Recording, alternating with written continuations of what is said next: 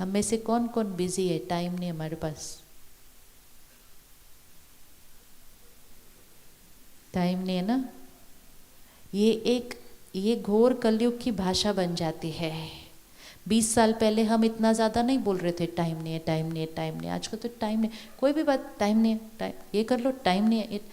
बार बार जिस शब्द का उच्चारण करेंगे तो वो क्या हो जाएगा। क्यों ये शब्द नहीं उच्चारण कर सकते? क्योंकि जितना हम ये कर रहे हैं हमारे पास टाइम नहीं है, टाइम नहीं है, टाइम नहीं है। हम कमी का एटीट्यूड अपने जीवन के अंदर क्रिएट कर रहे हैं। मेरे पास नहीं है, मेरे पास नहीं है, मेरे पास नहीं है। जितनी बार हमने ये उच्चारण किया मेरे पास नहीं है, यहाँ से भी खत्म। और नहीं है कि एनर्जी शरीर पर गई तो शरीर पर भी असर। एक है मेरे पास नहीं है और एक है मेरे पास भरपूर है। कौन सा जीवन जीना है? कमी और भरपूर अमाउंट पर डिपेंड नहीं करती है। कुछ लोगों के पास बहुत धन होता है, कहते हैं कम है, इतने में नहीं होगा। कुछ लोगों के पास थोड़ा सा होता है, कहते हैं और चाहिए नहीं, भरपूर, और क्या करना है, भरपूर है। तो भरपूर और कम अमाउंट पे नहीं डिपेंड होता। भरपूर और कम कहाँ डिपेंड हो रहा है? एटीट्यूड। तो आज एक लाइन को छोड़ते हैं कि मेरे पास टाइम नहीं है। ये लाइन अच्छी नहीं है। लाइन अच्छी नहीं है मतलब ये लो एनर्जी लाइन है। हमेशा हमें कैसा बना रही है? नहीं है, मेरे जीवन में कमी है, मेरे जीवन में कमी है। कमी की भाषा जितनी जीवन में क्रिएट करेंगे उतना जीवन में कमी आ जाएगी। छोटे छोटे बच्चे बोल रहे टाइम नहीं है, टाइम नहीं है।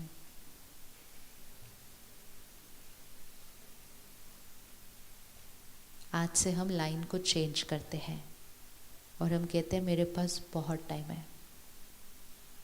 कहिए एक बार, अबंडेंस। मेरे पास बहुत टाइम है, जितना मुझे चाहिए ना उससे ज़्यादा है। भरपूरता, भरपूरता। आज अगर आप देखो परिवारों में भी कमी का एटीट्यूड आ चुका है। पहले घर छोटे, कमरे छोटे, लोग बहुत सारे रहते थे उसके अंदर। आज मकान बड़े, कमरे बड़े, लेकिन फिर भी माई स्पेस, माई रूम, माई ये कर कर के भी खुश नहीं है। कमी, छोटा है मेरा अभी भी, मुझे और चाहिए। क्योंकि हम कमी की भाषा बोलते हैं बार बार।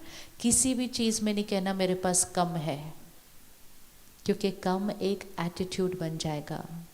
हमारे पास कोई भी चीज़ कम नहीं है, हर चीज़ भरपूर है, भरपूर।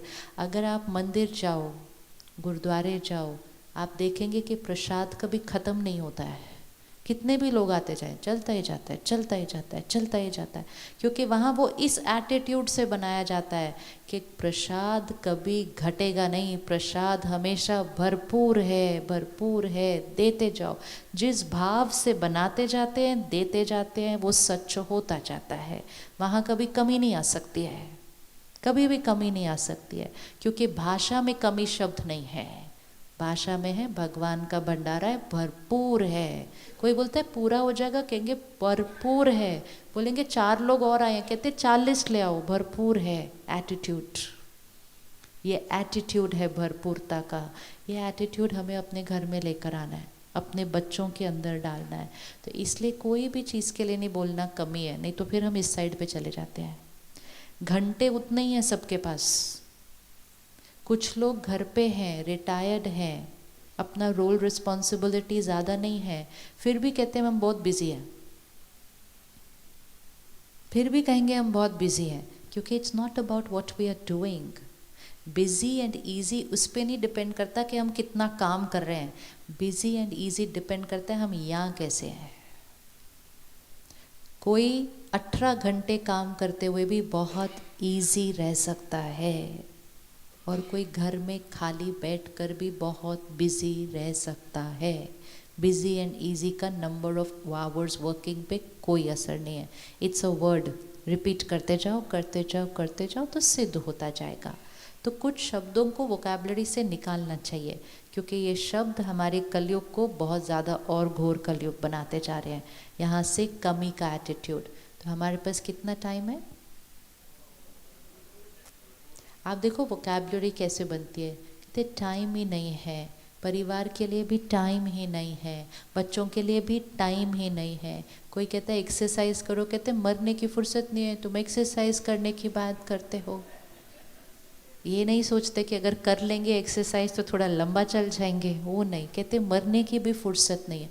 भाषा, शब्द बहुत इम्पोर्टेंट होते हैं, शब्दों से जीवन बनता है। सोचो ऐसे शब्द बोलना कि मरने की भी फुर्सत नहीं है। किसी ने बोला होगा, बाकी सब ने तो कॉपी कर लिया सिर्फ, और बिना सोचे बोला कि हम बोल क्या रहे हैं, हम एग्जैक्टली बोल क्या रहे हैं जब हम ये लाइन बोलते हैं, लेकिन हम बोल देते हैं और थोड़ी बार बोलने के बाद वो हमारी वोकैबुलरी का हिस्सा बन जाता है। और फिर हमें आदत पड़ जाती है कि हम लो वाइब्रेशन के शब्द बोलते जाते हैं। तो जीवन में भरपूरता, अबंडेंस, शिकायत करने के संस्कार को ख़त्म करें। शिकायत भी मतलब कमी है।